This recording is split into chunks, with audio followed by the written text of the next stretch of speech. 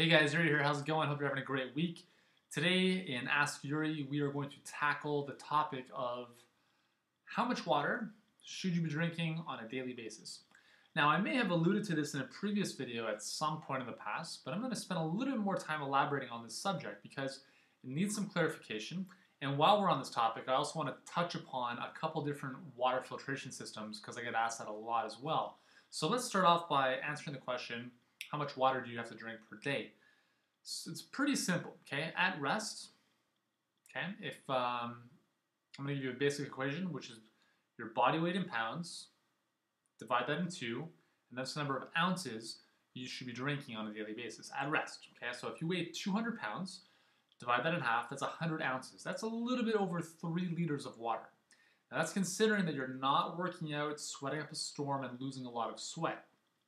Obviously, if you're doing that, you'll obviously want to take in water above and beyond that kind of baseline level, okay? But that's the basic equation, is your body weight divided in half, that's the number, body weight in pounds divided in half, that's the number of ounces you should be drinking on a day-to-day basis. Now, a couple of things to talk about here are getting too much water and not enough water, okay? So first of all, getting not enough water, dehydration.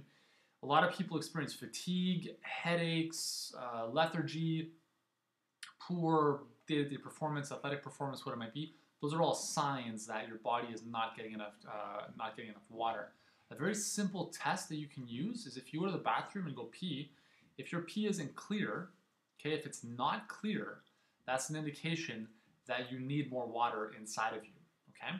If you're peeing yellow, orange, dark brown, you go to the hospital, but any kind of color in there is an indication that you're not getting enough water in your body, okay? The second thing that you can think about is if you're thirsty, it's already too late, okay? So if you're, right now I'm a little bit thirsty, and I haven't had any water over the last probably hour and a half to 2 hours, which is not a good thing. So if you're thirsty, that's your body telling you that it's already too late, and your cells basically need to kind of fill up with water, okay? So those are two simple signs, the pee test and the thirst test.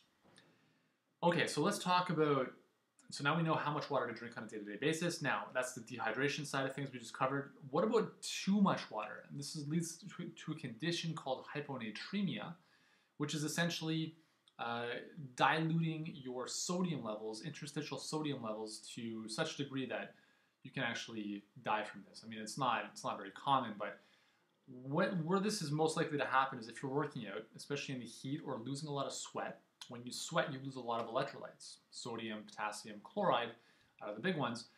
And if you after that workout, if you just drink water afterwards, right, you start to dilute the existing electrolytes in your body, okay? So you've sweat, you've lost pounds of water perhaps, and electrolytes. Now, if you just bring in water afterwards, you dilute the electrolytes that are already in there. So now you've really created an imbalance between the water and the electrolytes. Now, electrolytes are very important because they cross the cell membrane to initiate action potentials, muscle contractions, pretty much all cellular communication revolve around the two big ones really are sodium and potassium. So if those aren't there, then we're all kind of screwed.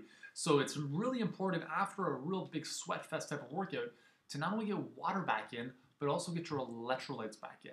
Okay, that's why sports drinks are really important. And I'm not a huge fan of like a lot of the heavy colorings and the dyes that like Gatorade uses and all that kind of stuff. I use a special type of electrolyte solution, which I'll tell you about tomorrow. But essentially what you want to do is you want to balance the water coming back in afterwards with a good source of electrolytes to balance things out. Okay, so that's going to prevent you from, walking the line of hyponatremia. So again, if you ever feel like kind of woozy, like hitting the wall, this actually, you see this a lot with tennis matches in the summer, the US Open, where these guys are playing like 5 sets, they're going 4.5 hours, 5 hours sometimes, and the guy's like, at the end of the court between points, like totally bent over. He can't even look straight. He's all over the map. Obviously, there's an ATP issue. There's very low blood sugar probably at that point, but also they've lost so much fluid, so many electrolytes at that point that they can't even think, and their communication between their nervous system and muscles is not even working properly anymore. Okay, so that's the importance of not only hydration, but good hydration with electrolyte replenishment. Now that we've covered that, I just want to briefly touch upon alternative water systems, because people ask me, what do you use for water filtration? Well, when we were in the city, when we had our loft, we actually had a really cool carbon filtration system from a company called Nikan. They're a wellness company, and it was a really great water system that basically, it's a carbon filtration system. And carbon filtration basically takes out all the gunk, more or less, to a certain kind of micron level. And then replenished a lot of the minerals by allowing the water to kind of sit in and absorb minerals through natural rocks. So that was a really cool system that we don't really use anymore, because when we moved out of the city into the country, we basically had to install this crazy water softener on our house, and then we had to put in this other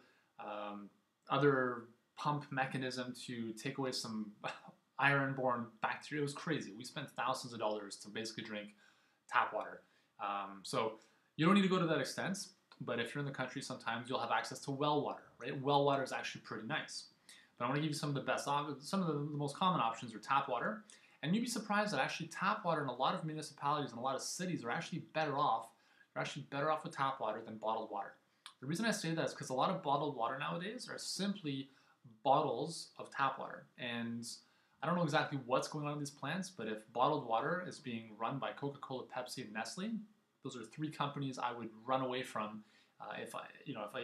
We used to live by a Nestle factory, and I don't know, I had visions in my head of what I wanted to do to that place. But anyways, the big conglomerates, I don't trust them with anyone's life, let alone my water. So I will not touch those water bottles. The other thing with water bottles is you don't know how long the water's been sitting in the plastic, and plastic leaching into water is a big problem nowadays when we look at sources of estrogen coming into the body. These are known as xenoestrogens. So plastics coming into water, and that's why a lot of water bottles and Rubbermaid containers now have a specific type of plastic or rubber that prevents that from happening. But I guarantee that a lot of these big companies don't even care about that. So I'm not a big fan of bottled water. My personal favorite bottled water is Fiji. And that's just because it's more alkaline. I enjoy the taste. And there's my personal plug for Fiji. The next option is distilled water. Distilled water is basically water that has been vaporized, boiled pretty much, so that everything in the water is done. Like everything is killed. Minerals, any kind of bacteria, chlorine, all of it is killed off. And that's a good thing from a preventing garbage coming into your body standpoint, but at the same time, you're drinking dead water at that point. And you can very often taste distilled water because it has a very dead metallic taste. And I don't enjoy it at all. I think Dasani is actually a type of distilled water, if I'm not mistaken. But that's a very, very common type of water. I'm not a huge fan of it. It's up to you if you want to do that. The one that we personally use right now in our home is reverse osmosis, and that's basically because that was the best possible solution for our current setup. Do I really like it? I don't know, not as much as my previous water. It essentially works to a similar degree to distillation, but not to the same level. It takes out a lot of the gunk, and then we basically just drink whatever's left, which is most of the good stuff, hopefully. But as I said before, I do add some electrolytes into my water, and I'm going to tell you more about that tomorrow because I don't want to extend, I don't want to go too long with this video. But I wanted to give you those kind of basic approaches to the different water options that we have nowadays. So hopefully that's helped you out. Going back to the question of how much water should you drink on a day-to-day basis, we looked at taking your body weight in pounds, divide that by half. That's the number of ounces you want to drink on a day-to-day basis. And again, if you're exercising, you want to drink more than that. In addition, add some electrolytes and possibly even some sugars into your body if you're extending those exercise sessions and you're really working up a sweat and really fatiguing your body. But if you're only going for a quick 30-minute workout, it's not going to be that big of an issue. So that is today's episode of Ask Yuri. Thanks again for all your questions and support. If you need any more help, I'm always on Facebook. YuriElkame.com/Facebook is where I'm at. And I'll see you in the next video.